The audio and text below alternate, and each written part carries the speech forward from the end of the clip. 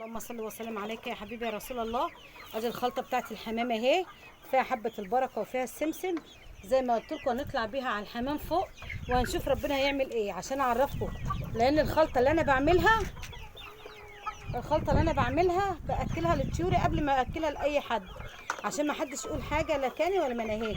حبه البركه اهي والسمسم اهو. تعالوا بينا بقى على الحمام نشوف هنعمل بيه ايه. دي السمسم. الحمام هيجي بس ايه، هيشوف الاكل ويجي ياكل دلوقتي.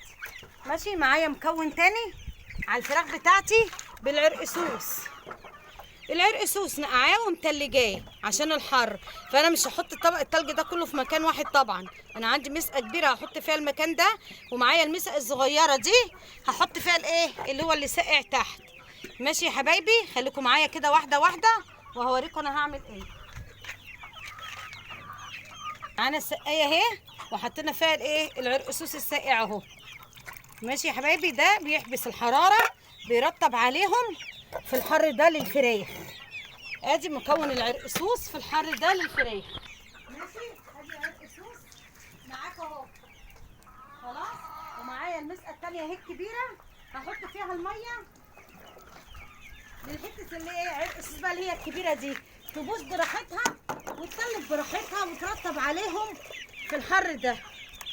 طول ما هي بترطب عليهم فراخك هتبقى حلوه، لا هتنهج ولا هتتعب في الحر ده. خلاص يا حبايبي، معايا الاكل زي ما انا قلت لكم. انا ما ببلش العيش اهو مفروض. العيش اهو معاكم اهو مفروض على ذره، على علف، على التفل بتاع العرقسوس. يعني التفل بتاع العرقسوس ما برميهوش، بحطه معاهم برضو. انا زي ما انا قلت لكم بحب ايه، ارمي لهم الاكل في الارض، بس انا مش هرميه في الارض بقى المره دي. ادي الاكل بتاعنا اهو، وادي فراخنا اهي. دي الكتاكيت اللي كانت تحت مع الفراخ البيضه عشان تكونوا عارفين قدام منكم اهو. وادي حتى اهي اكل اهو والطيور اهي. خلاص، قدام منكم كل حاجه اهي. العيش ما بفركهوش، ما ببلهوش ميه. العيش لما بتفركيه بيمري على الحاجه ويغيب معاهم في الاكل، والعيش بيخمر في بطنهم يقوموا يكبروا. ومعاكم الميه اهي بالعرقسوس. الميه اهي بالعرقسوس، حته العرقسوس اهي حطاها بالتلج. دي تلج عرقسوس اهي، تلج. انا بعمله بسقعه عندي في الفريزر، اقوم احطه لهم في الحر يرطب على معدته. ماشي يا حياتي، ادي المكون الثاني وادي اكل الحمام. الحمام عندكم هناك اهو بياكل من الخلطه، ولسه بقيه الحمام بره ما جاش. ادي الحمام اهو بياكل من الخلطه اللي انا قلت لكم عليها تحت السمسم مع حبه البركه. خلاص يا حبايبي، واحط للحمام عادي ميه بالعرقسوس عادي، مفيش مشكله، بتهدي برده وبترطب معاه. الزغاليل بتاكل في وسط الكبار، والحمام عنده قدامكم اهو، وكل حاجه قدامكم، انا ما بخبيش عليكم حاجه. خلاص يا حبايبي، ما تنسوش بقى الاشتراك في القناه، وتفعيل زر الجرس.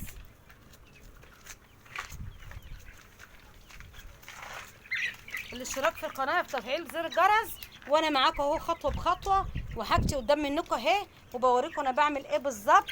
ولا بجيب علاج ولا بجيب دواء غير للضروره القصوى. فراخي اهي قدام منكم اهي، والحاجه اهي، والعرقسوس قدامكم اهو. بحط في عز الحر بجيب لهم العرقسوس احطه لهم، بيحبس الحراره عندهم. زي ما تكوني انت بقى حرانه بتشربي كوبايه العرقسوس، بترطب على جسمك بالظبط. هي دي نفس الحكايه. انا بحب ان انا ايه اعمل كل حاجه كده. وفي وصفه تانية بالبنجر ان شاء الله هوريها لكم. البنجر للحمام وللفراخ برضو، كل دي حاجات مرطبه وبتحبس الحراره وبترطب على جسمهم في الحر ده. كل اللي انا بعمله دلوقتي ان انا باكد قوي على ان انا ارطب على الطيور بتاعتي في الحر ده، عشان ما يجيلهمش اي حاجه ولا يبقى لهم فيهم نهجان ولا اي حاجه.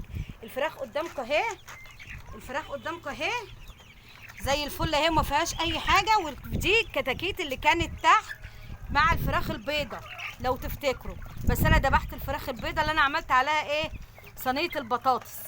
ادي الحاجه بتاعتي اهي. ما تنسوش بقى المتابعه في القناه وتفعيل زر الجرس، ورجاء الاشتراك في القناه ليصلكم كل جديد. قناه ام عبد للطيور المنزليه، والسلام عليكم ورحمه الله وبركاته.